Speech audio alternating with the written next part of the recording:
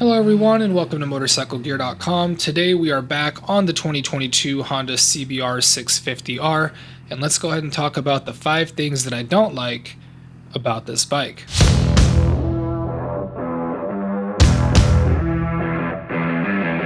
Welcome back everyone, and if you are new here, thank you for stopping by and checking out our channel. Today we are back on this absolutely wonderful 2022 Honda CBR650R. But unfortunately for the CBR650R today, I will be picking at all of its flaws. Let's talk about the 5 things that I don't like about this bike. That looked like a race car. Alright, so kicking us off at number 1, I just have to start with the dash. This thing is clearly outdated, so much so that even Honda had to agree and is actually putting a new unit in the 2024 model. So what we have here is a LCD unit. It is honestly rather dated, and well, it kind of screams 80s, early 90s to me with this chopped up letters and numbers. It kind of looks like an old digital clock, or something to that effect. If you're old enough, you know what I mean. I mean, don't get me wrong, it got the job done during my rides, right? I always knew what gear I was in, how fast I was going, and all that, but when comparing it to other bikes around it, other bikes in the category, for example, most recently, the Triumph Daytona 660, the Aprilia RS660, the Suzuki GSX-8R, they all have better looking dashes with much more and better functionality. So it's hard to pay the same price or more for this bike versus those bikes that I just mentioned, and then look at this dash and be okay with it. Again, it's not horrible, just clearly the last thing that Honda decided to update, and it shows. Honestly, for how good I think this bike is, this dash really kind of kicks you in the shins, and I'm really happy that Honda updated it for 2024. Like I mentioned before in the previous videos, I haven't yet experienced the 2024 version, but I'm hoping that it was updated properly to complement the rest of the bike being so good. The last point that I will touch on with this dash is that it's bad enough that it's dated and has minimal features, but it's also rather small as well. So it's kind of like a double pain point, small and outdated. Again, I'll be happy to see the updated version once it comes out. Alright, let's move on.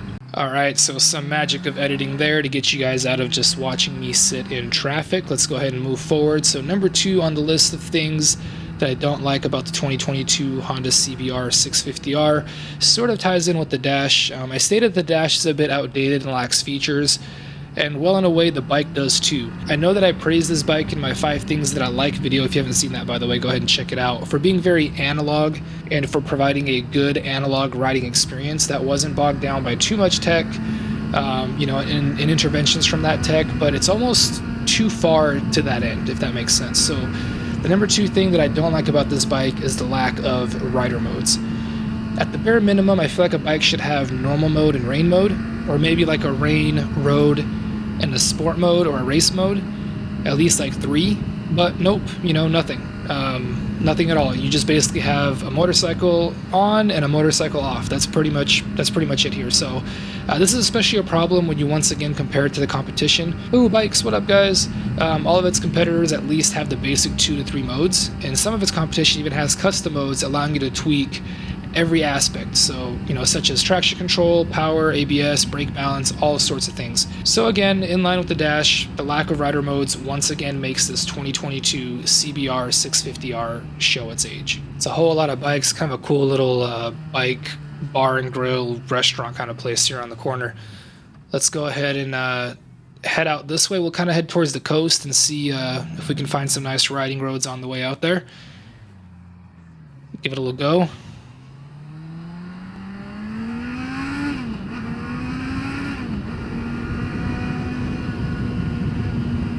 Yeah, like I said in the previous video, there's definitely plenty of pep, no issue from that end. But anyway, let's move on to the number 3 on the list of the 5 things that I don't like about the Honda CBR650R, and that is going to be the lack of a quick shifter.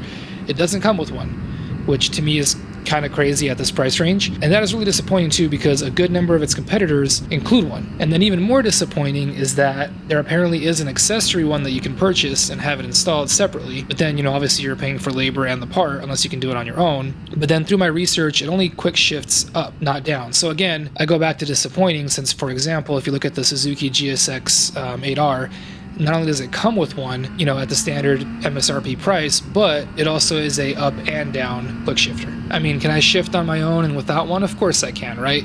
But if I'm going to give up some of the features, accessories, and benefits that some of the competitors have, I would like to at least save some money on this bike, which you don't. So at this point, Honda, you simply have to compete in this space, right? And offering a quick shifter would be a really good place to start.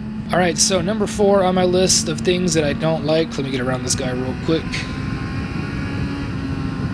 So number 4 on my list of things that I don't like about the 2022 Honda CBR650R is going to be the suspension. So overall, the suspension is good. I mentioned it in the 5 things I like video. I felt that the handling was good, but I also may have just been lucky, or maybe have just not spent enough time on the bike to give it a clear, fair shake. And what do I mean by that? Well, even when suspension is good or even great, it can be, and honestly needs to be, adjusted for the rider's weight and size and riding style and preference and so on, right? So suspension tuning and adjustment can be a good amount of work, but when done correctly, it can make a world of difference for your bike. And that is the problem with the 2022 CBR650R's suspension. Though it is good from the factory, and though I do enjoy it, and since I'm not pushing the bike to its limits, it's doing just fine, but the issue is that the adjustment for it is very limited. In fact, it's probably some of the least amount of adjustment that I've seen on pretty much any bike that I've tested.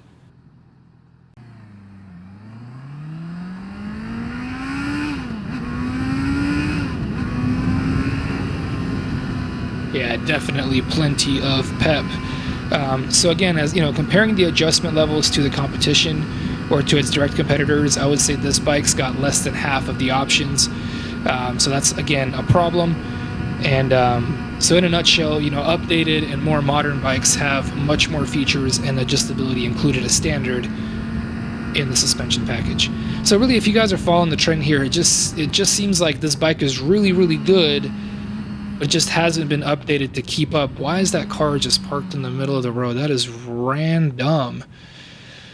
I don't even, I lost my train of thought. That car was just like sitting in the middle of the road. I'm just gonna squeeze through here. Love being in SoCal. Lane filtering for the win. Let's get to the front here. What up, what up? What I love about lane filtering out here is like, pretty generally people don't get upset about it. Like I feel like in other states where I've done it, people get mad. Here it's just like, yep, that's what bikes do.